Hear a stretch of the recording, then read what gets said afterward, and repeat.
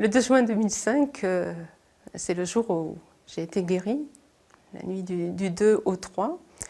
Ce qui est sûr, c'est que le 2 juin, au matin, j'étais complètement effondrée, épuisée et je n'en pouvais plus.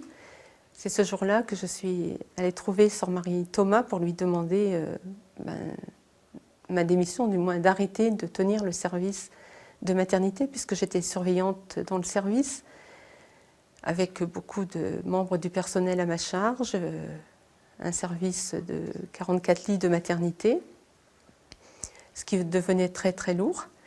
Et je lui ai dit, mais non, j'en peux plus, il faut que j'arrête, sinon le service ne peut plus tourner, je ne peux plus le faire avancer, c'est pas possible. Et elle m'a dit, mais non, continue, tiens bon. Je devais aller à Lourdes au mois d'août, tu n'es pas encore allée à Lourdes. Et elle a ajouté, Jean-Paul II n'a pas dit son dernier mot. Et là, nous avons eu un long temps d'échange dans son bureau, dans une grande paix, je dirais. Vraiment une très grande paix et une très grande sérénité. J'étais très très paisible, elle aussi. Et c'est là où elle m'a demandé d'écrire le nom de Jean-Paul II sur un papier. Et je n'écrivais plus devant elle. Si je devais écrire, si j'avais des réunions, souvent on a une table lorsqu'on est en réunion, alors j'avais pris l'habitude de poser sur mes genoux le cahier ou mon bloc-notes pour ne pas qu'on puisse m'observer lorsque j'écrivais, puisque je tremblais. Et c'est vrai que pour moi, c'était pas facile. Et elle m'a entendu une fois, je lui ai dit, mais non, mais tu sais bien que je ne peux plus écrire. Elle m'avait même proposé d'écrire de la main droite. Et je lui ai dit, mais ma main droite, je commence aussi à trembler. Et elle m'a dit, mais si, mais si. Et elle a insisté. Et donc, j'ai obéi, j'ai pris le stylo et j'ai écrit. Et devant cette écriture illisible,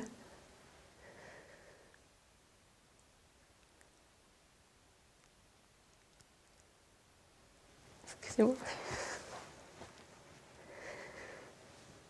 c'est beaucoup d'émotions. Et donc voilà, j'ai écrit Jean-Paul II, mais c'était vraiment illisible.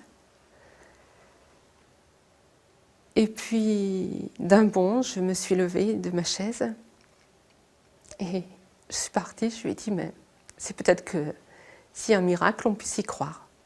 Et je suis partie, je me rappelle être sortie de son bureau, mais rayonnante pour le coup.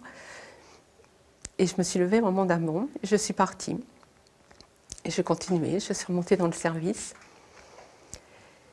Et puis le soir, il y a eu le déroulement de la journée comme d'habitude, avec les vêpres, le repas communautaire. Ensuite, on a de nouveau un petit temps de service avec la prière du soir à la chapelle. Après la prière, je suis de nouveau remontée dans le bureau pour ranger quelques affaires parce que c'était toujours un peu le chantier chez moi. Et je suis rentrée dans ma chambre. Et là, j'ai eu envie d'écrire. Moi qui n'écrivais plus et qui n'aimais pas écrire, j'ai commencé par chercher un stylo. Et j'ai écrit un petit signet, une petite parole de Dieu. Et là, je me suis fait la réflexion en prenant le papier, en me disant, mais dis donc, cet après-midi, tu ne pouvais plus écrire, et là, qu'est-ce que tu écris bien? Et puis, je me suis couchée. Et contrairement à d'habitude, je me suis endormie, parce que les nuits étaient difficiles, la douleur m'empêchait, il y avait la tension au niveau des muscles, la raideur, et c'est vrai que j'avais beaucoup d'insomnie, et je dormais très très peu, et la douleur m'empêchait de dormir. Et puis, à 4h30, alors en principe on ne se lève pas à 4h30, le réveil est à 5h30 et j'avais beaucoup de mal à être à l'heure puisqu'il me fallait beaucoup plus de temps pour m'habiller, pour me préparer. Et là, je me suis réveillée d'un bond à 4h30 du matin et je me suis levée comme si de rien n'était. Et tout de suite, en me levant, j'ai senti qu'il se passait quelque chose, que je n'étais plus la même. Qu'il y avait une joie intérieure, une grande paix. Et puis une grande souplesse et liberté dans mes gestes et dans mon corps. D'ailleurs, je me suis préparée rapidement. Et en même temps, ce désir d'aller prier. Et je dis, c'est pas la coutume de se lever à 4h30 et sans autorisation et d'aller prier. Là, j'ai pris sur moi. Et j'avais vraiment ce désir d'aller prier devant le Saint-Sacrement. Et à la source, où j'étais à l'époque à Aix-en-Provence, nous avions un oratoire au sous-sol. Je suis donc descendue à l'oratoire. Et là, j'ai ouvert la porte du tabernacle pour vraiment être devant le Saint-Sacrement et j'ai prié. Mais toujours avec une joie très profonde. Et pareil, j'ai prié, j'étais descendue là avec j'avais un petit livret avec les mystères, avec le rosaire de Jean-Paul II. Et je suis descendue où j'ai prié les mystères lumineux aussi. Et puis à 6 heures, nous avons l'oraison, un temps d'oraison à la chapelle avant l'Eucharistie. Je suis donc allée retrouver mes sœurs à la chapelle.